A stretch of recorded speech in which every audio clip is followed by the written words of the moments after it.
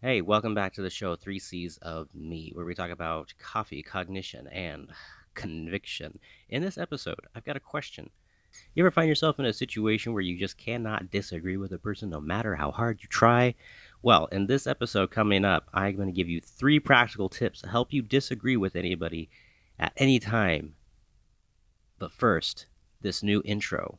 I know it needs work. Don't hate. If you can do intros better than me, hit me up.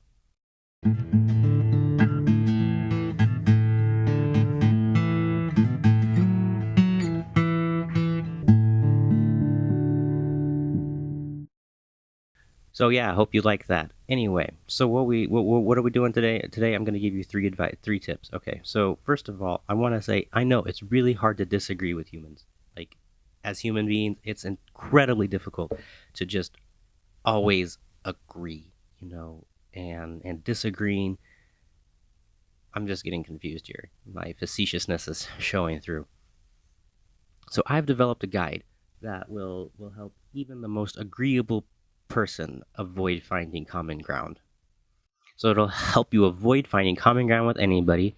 It'll relentlessly help you push an opinion or a belief. It'll help you hate anyone that differs slightly from that opinion or belief. So you don't believe me? Here, hold on. Here it goes. Okay. So step one: be human.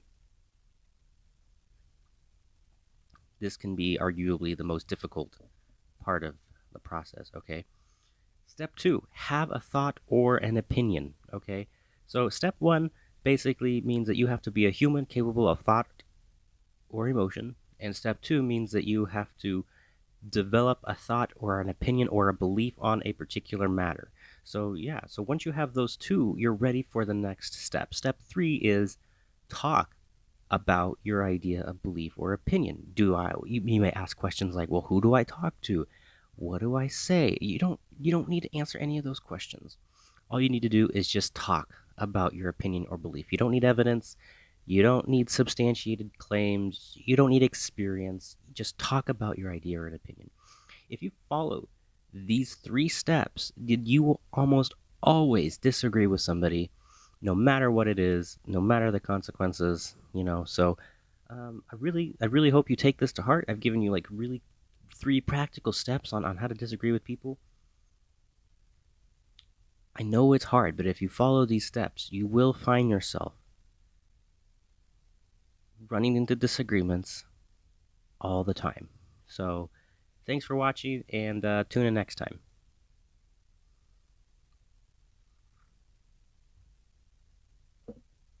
If you're still watching, then you probably realized that this video was really dumb.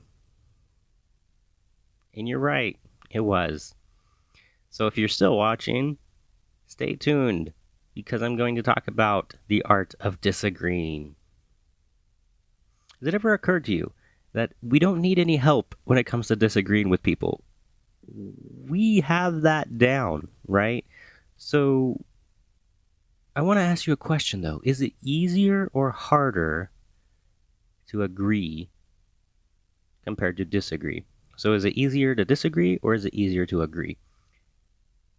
It could be that it's pretty easy to agree, but as a psychologist, I kind of feel like we agree on many things. We just don't recognize that we agree on those things. Almost like agreeing on something is a non event, as in, it's not significant enough for your brain to hold on to that.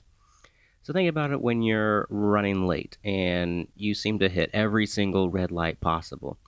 Well, you may be hitting more red lights, but you may just also be only noticing the red lights because they're making you later.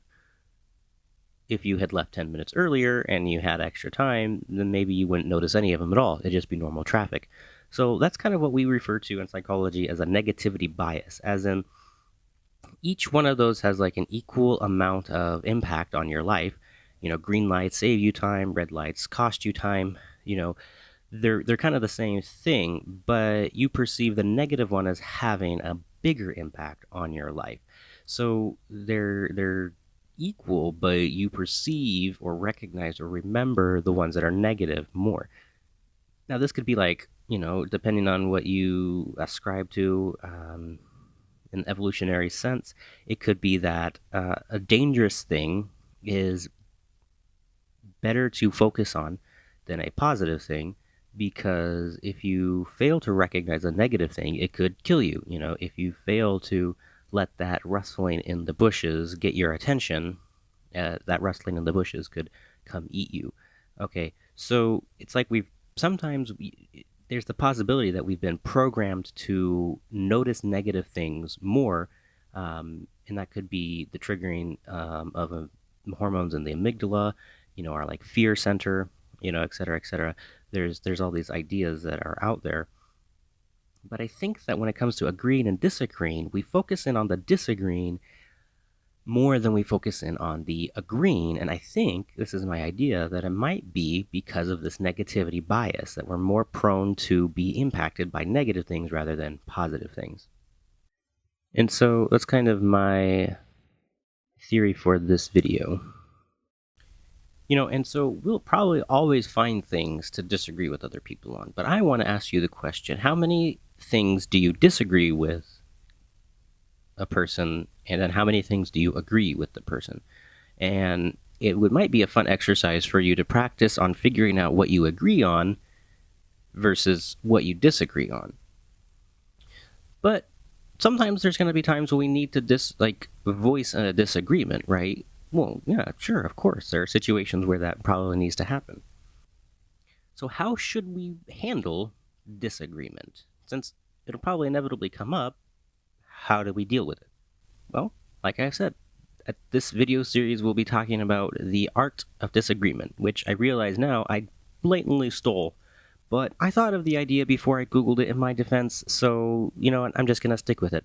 Disagreeing is an art, and you may disagree with me on that, and that's fine. But I'm going to show you through these next couple of videos how to navigate the waters of disagreement. So, this has been 3 C's of me. Tune in next time, and we will discuss the second aspect to disagreement that I think you need to know. Also, if you've watched all the way to the end, I'm very thankful for that. Please be sure to like this video or comment or subscribe, or all three. Also, if you're curious about the type of coffee I'm drinking, it is an amazing dark roast blend from Pete's Coffee, and there is an affiliate link to Amazon in this description below. If you want to try this coffee out, I recommend it highly. Please go to this link, and yeah.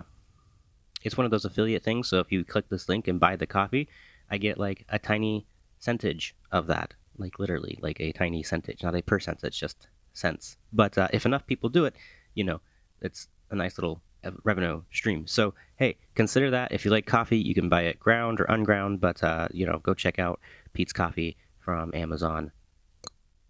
And until I see you again, be reasonable, people.